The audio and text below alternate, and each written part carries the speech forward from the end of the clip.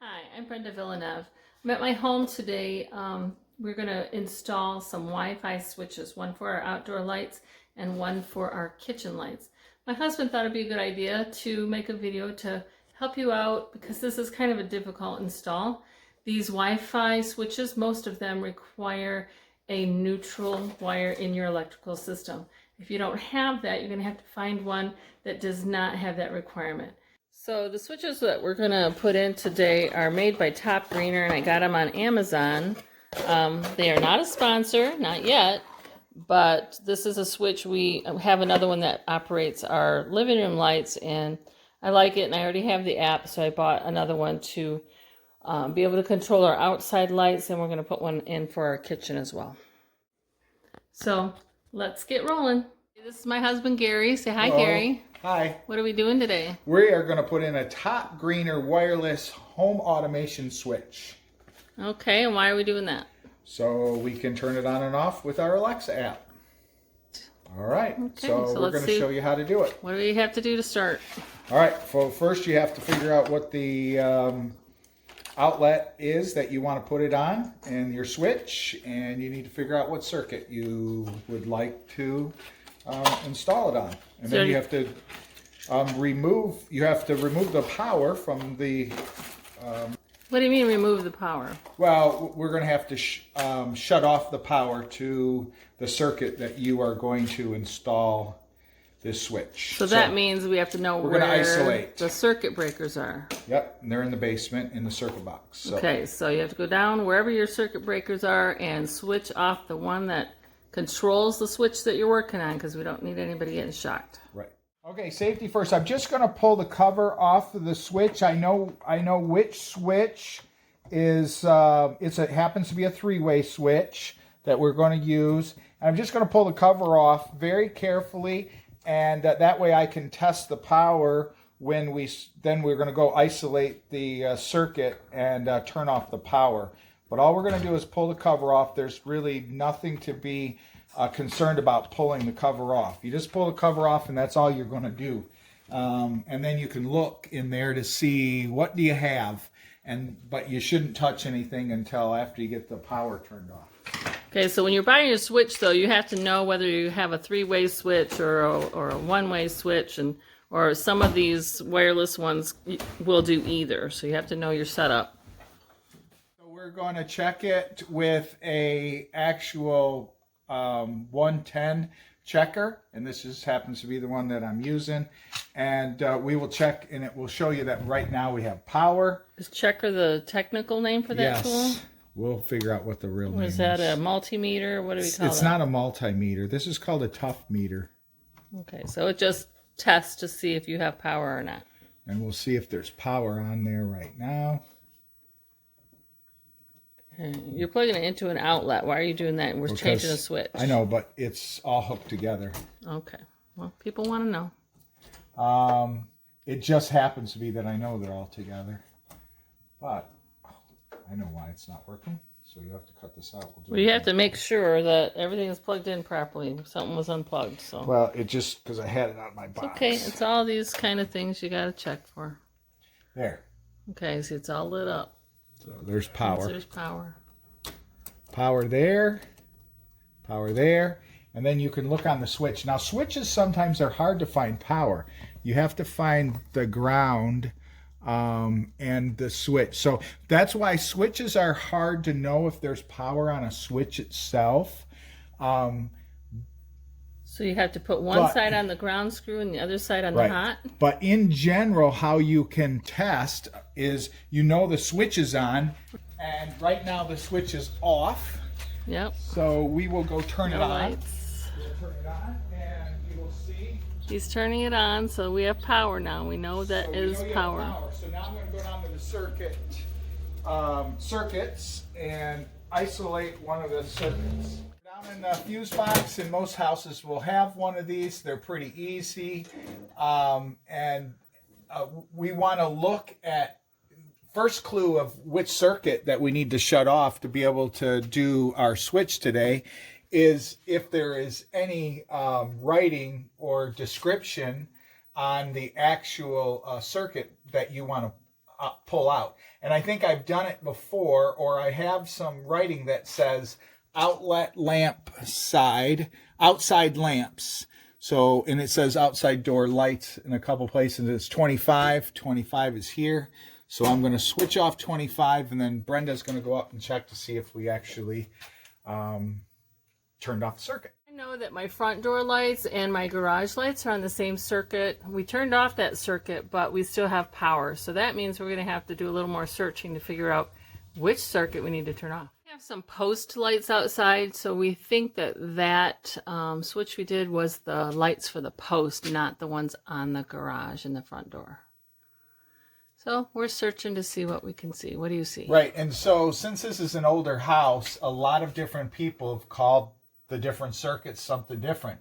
This one we're going to try next says basement lights, sunroom, outside lights.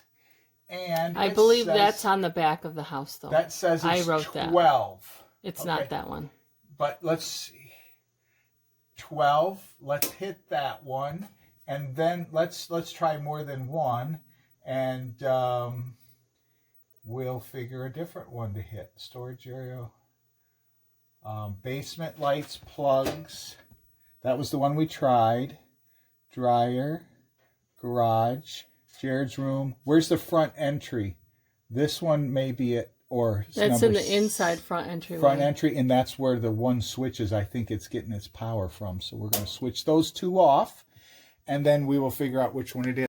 All right, so we found the actual switch. It ended up being number 7. And we went up and double checked it. And the power is off. The light is off. So I will then recheck the power just to be double sure that we got the right circuit. And then we'll start updating the switch. Okay, well, we know the lights are off. And that is this switch circuit right here. And I have another device. This happens to be a tester also, and it also is a stripper, and in the back of it, it's got electronic tester, and you can find a lot of these. This is just called a circuit alert tester, and it will show you there's no power on here anymore, but you always got to check everything around, especially if it's in the same box. And this says we do have power still in the switch next to it, so the outlet, we're going to have to go eliminate that. And this says the same thing. You definitely have power in the switch next to it. And you don't want to be pulling that outlet apart with power still in your box. So we still have one more circuit to isolate. Using our Alexa to communicate with each other through the drop-in feature. But yours still has power.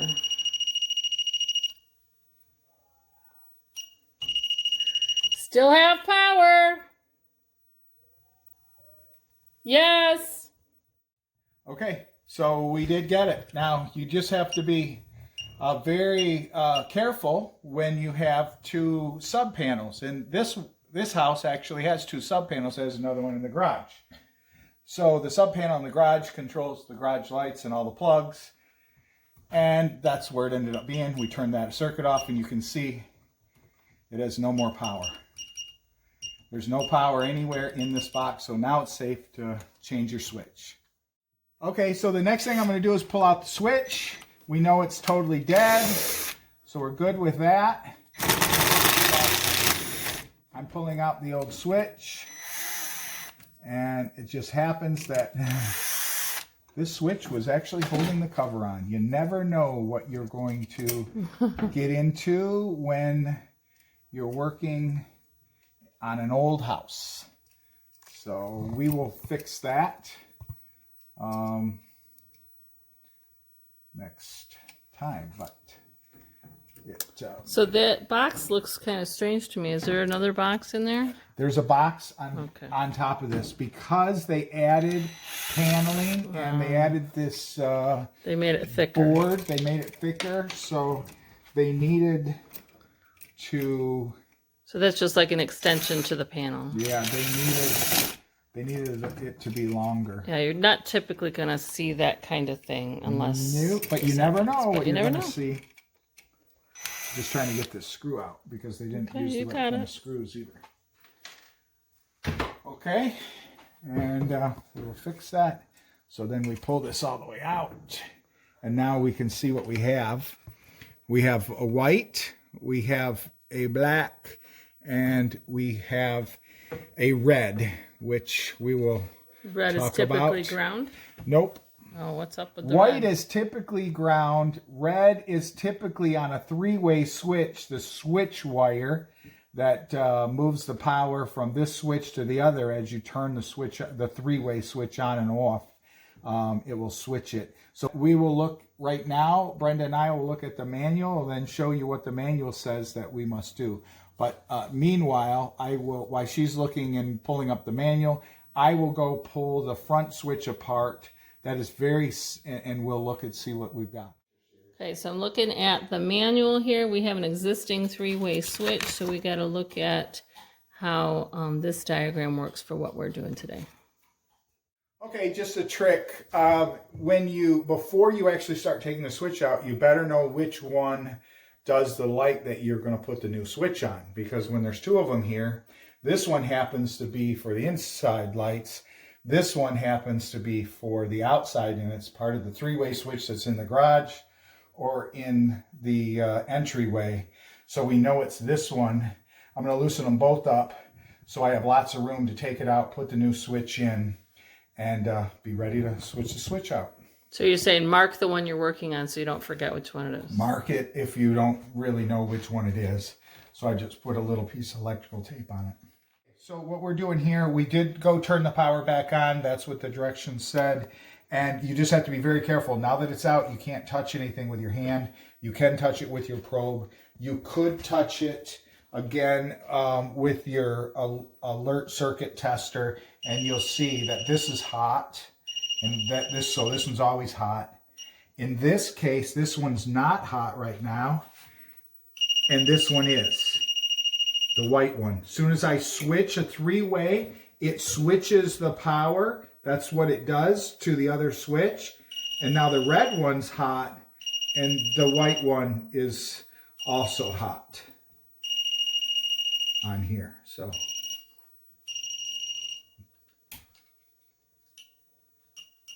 red is not. White is because it's like acting like a neutral. So the power is going through it to the other one. But the red one is no longer hot. When I turn this up, the red is. Turn it off, the red's not. So the red is your traveler. So you're trying to determine which one is the traveler, which is the neutral, and which is the hot. Right. We just did the testing. I went down and turned the power back off. So we know what the directions say, and you can read the manual. But our hot wire coming in, it just happens to be this black wire here is our hot. We know that. It goes on hot. Then the other wire that was hooked down here is the load that goes over to the light. That is this black. So that will go over to here. And then the neutral, we will put a neutral from back there into here. And then this one will be the traveler wire, the red wire. So here's the hot, the load, the traveler, and the neutral. Okay, show how you put that wire in there. And so on this one, this case, how you always put a hot wire is on this greener switch, is you stick it in there, and then you tighten the terminal down, and the terminal then clamps it from inside.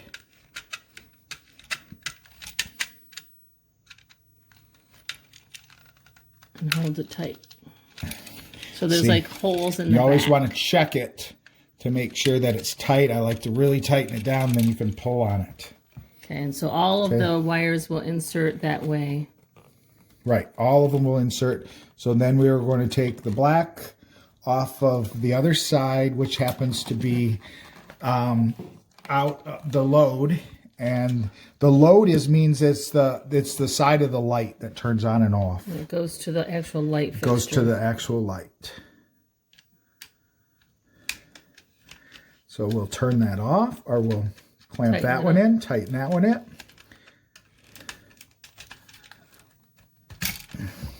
So we have the hot. We know hot's coming in. We know power because we checked it. As soon as we turn our power on, this one's always hot. Then the load is the one for the light, and then the traveler is red. What does the traveler thing mean? Traveler is the one that travels, that changes the power from one switch to the other. It powers the three-way switch. Again, this is a difficult one because it's three-way.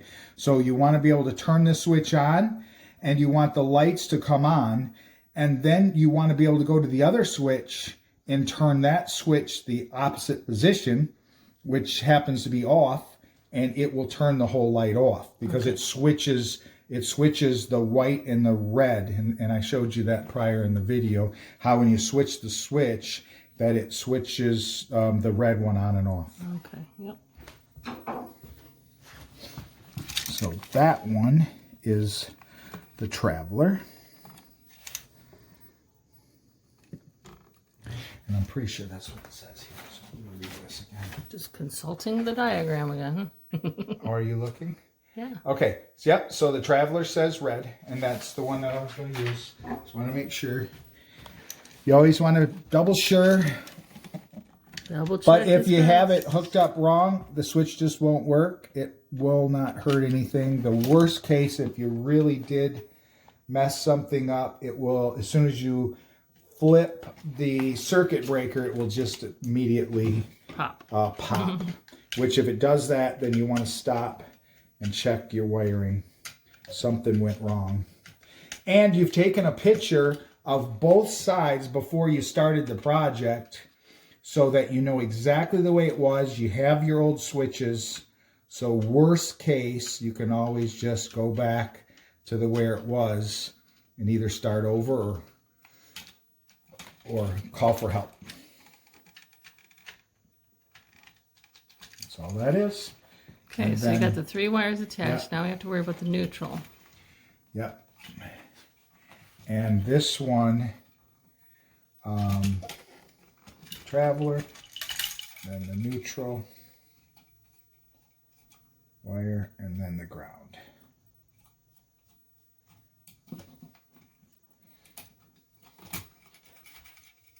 Let's switch out.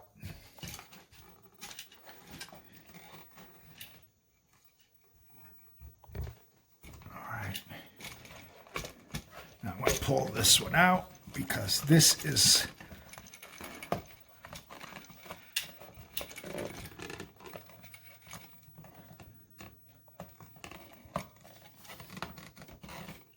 that one will have to get switched because this is the other side of the load,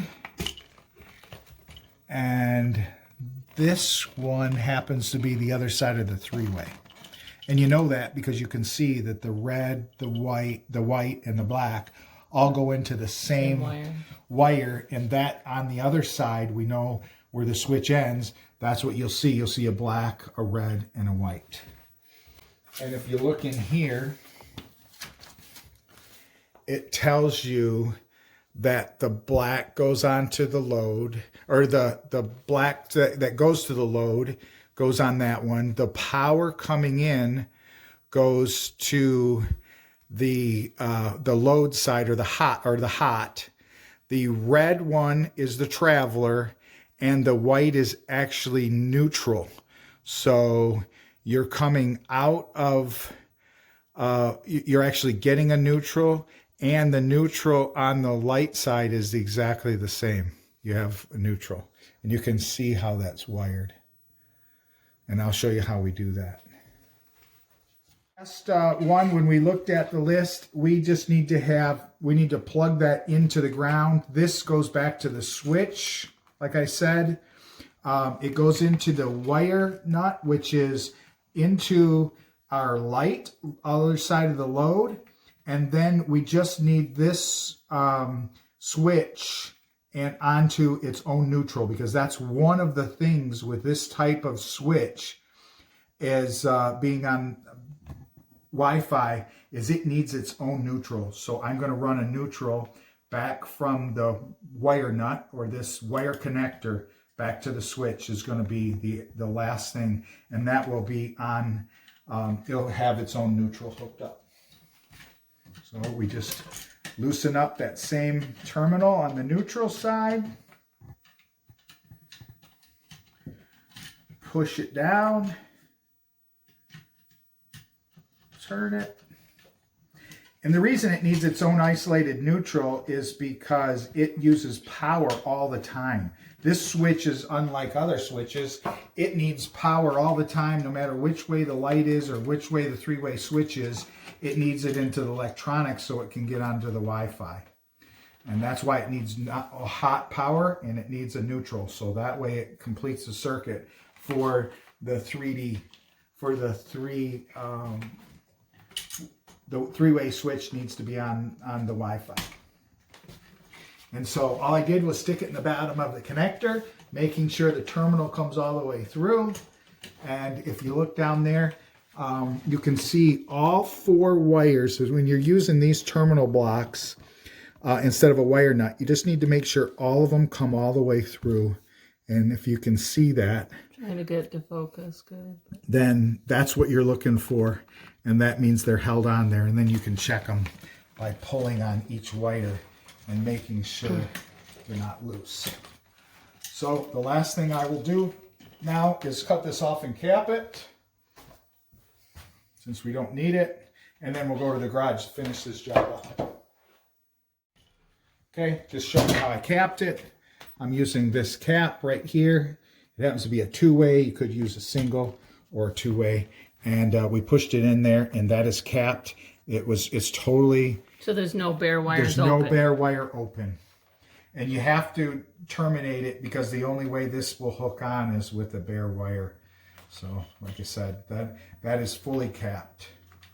Okay, again, we're out in the garage now. Now we're going to finish up this switch. But just to look at it and explain a little bit why we made this video. This video was made because these Topgreener switches are somewhat difficult, even with all the videos that are online now that I've watched, even ones that attach to the website.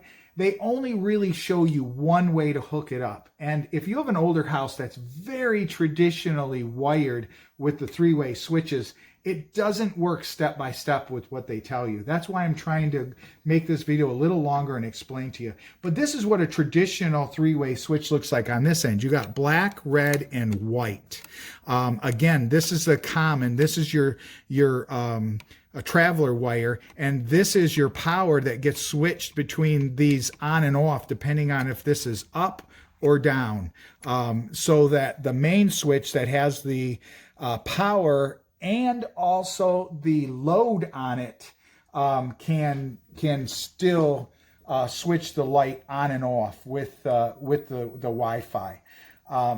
This switch is basically just a dummy switch that tells that switch that it's either on or off. So this switch kind of controls the other switch, and that's kind of how the Wi-Fi works, is this secondary switch just tells that main switch either to give power or turn power off on the light. So that's what I'm doing. But we'll wire this one up exactly the way it shows in the directions.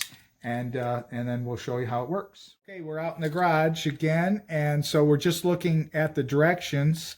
If the switch is up like this, that's directly how the directions call it out. It tells you top, so you know. Yeah, it tells you top, and it shows you there. Then this is white, and this is the red. White and red. And the black, we don't need it because the power didn't come from here. The power is already over there on the hot. So that's why this extra black is not needed, because we got the power out of the other box. Okay. And that's something they don't tell you on the other videos. Okay, well, show us how you hook this kind up. Now we have to wire this the way that it calls out. Again, it calls out the white to be on the top, and it calls... See, it says top on Yeah, it says top here. So white on the top, that is the neutral. That neutral goes back. Red on the bottom, and then you have a ground that it doesn't show you, but that's the ground screw on this side over here. We'll show it. We'll hook a ground screw to there, and that's all there is to hook it up. Now these are slightly different in that the white one goes on the top, but you have to curl the wire, and it's better to put it in the same direction that you're going to be turning the screw, because if not, it will back the wire out of the terminal. And this way, it helps tighten that up around it. And then you put the red one over that coil. I'm just pulling on it a little bit so that when you twist the screw and you tighten the screw down, that it will actually suck the wire up under it and keep the coil in the same direction.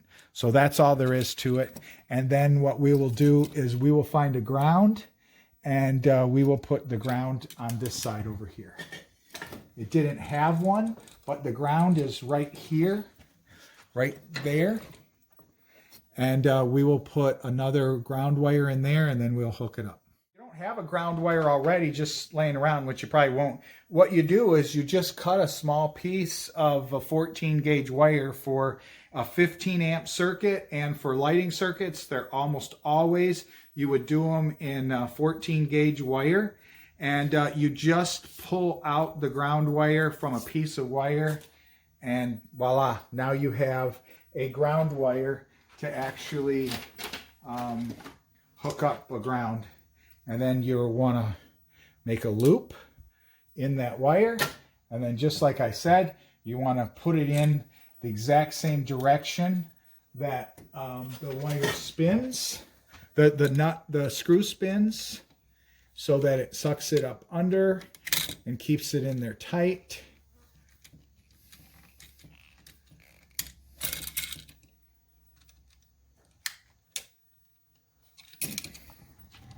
Then you want to just make sure it's nice and tight. I like to make sure it's really tight. It doesn't have to all the way be under there. It's always a good idea if you wanted to rebend that, but as long as it's under at least a good third of underneath the screw and it's nice and tight, and again, because I put it in the same direction, it pulled it around and tightened it up under there, that will be fine. Okay, how do you hook it to the other end? And then to hook it to the other end, this one is a twist. You'll twist it off. Let's see what that means. You'll twist off a wire nut. Oh, there's a wire nut. There's a wire nut. Wire. There it is. That's the ground under that wire nut. Right under here is the grounds. And you pull it off, and you'll see that this one is crimped. Many times that's what they have done, and that is the absolute best way, is there's a crimper.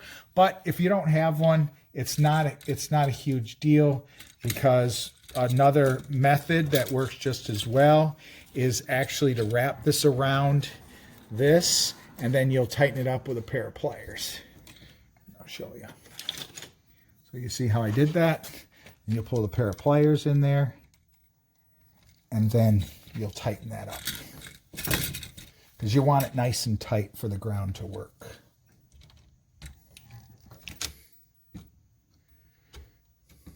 So just get that in there.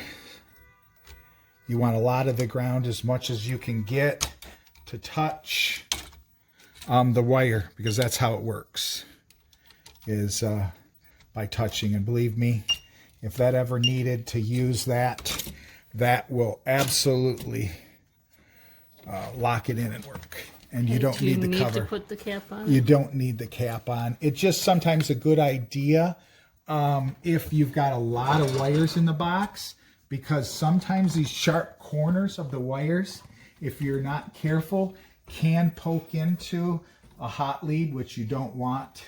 But in this case, that will work well. There's no wires around it, and it's in the back of the box. It will work well. Okay. Now we're going to just put this back together slightly for now, and we are going to turn on the power and make sure it all works. And Brenda will program it. I'm just going to screw these in a little ways just to make sure that we don't have any connection point touching.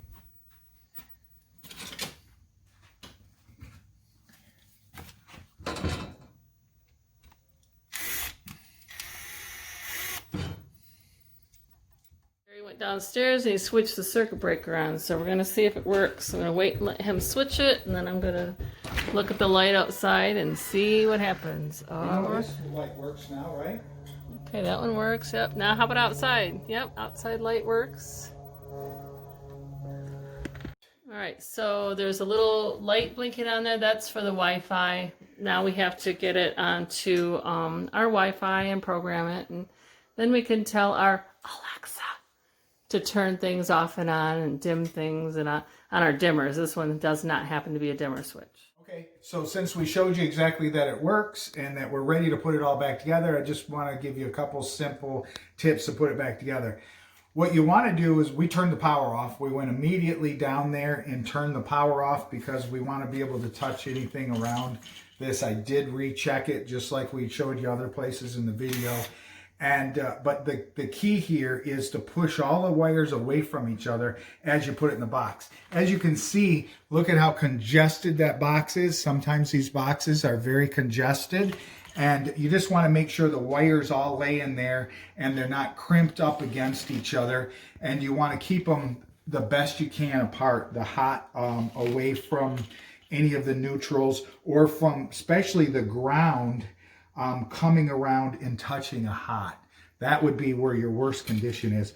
So as you're pushing it back in the box, you want to make sure that the ground doesn't bend towards a hot or bend towards the hot on the other side of the switch is something very important. But then basically you're just very carefully pushing them back together.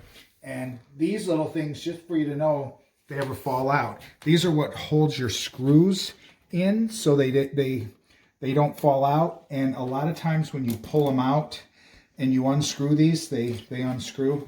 But that's what these are for. And that way your screws will stay on your switches. So they're pretty important for the next time you take your switch apart. But if they're not required to put on, they're just, I like them, they're convenient. And see now your actual bolt or your screw does not come out. And then I just start them in here really slow.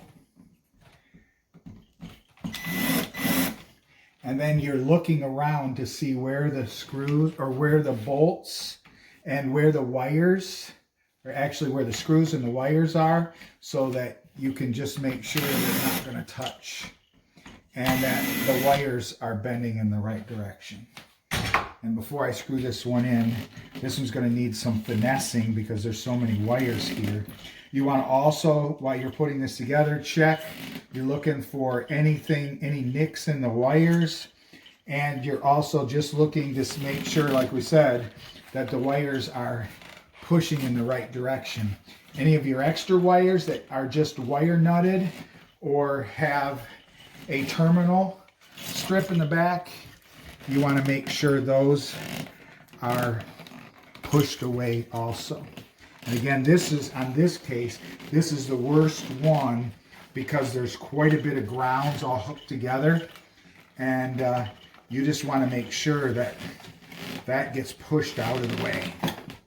So I'm going to push that up out of the way of all the other wires. There's plenty of room for those wires in this box. But again, you want to understand which way to push them. Okay.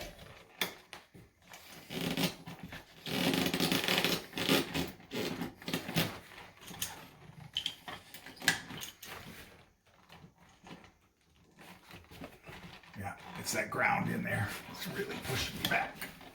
Look at that. Pushed out. Sure. Wires are still tight.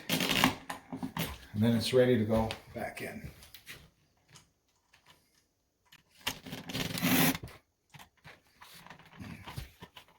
Screws. And if you ever did, after you made sure it worked, turn the power back on and the actual circuit breaker breaks right away, you know you have a problem inside this switch box. And you need to pull it apart and see what went wrong. But it only happens on those that are similar to this. They have a lot of wiring content in one box.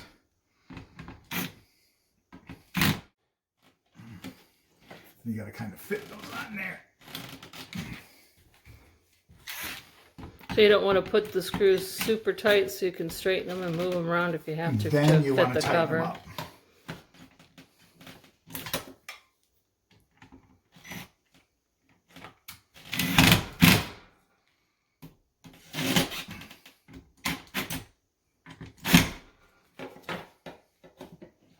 Yeah, see, you tighten them up after you try it.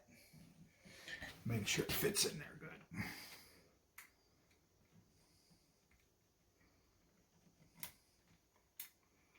These little screws are Yeah, the little screws are sometimes hard to start, and they take a flathead, don't they? Yeah, I have a flathead in my bag right there.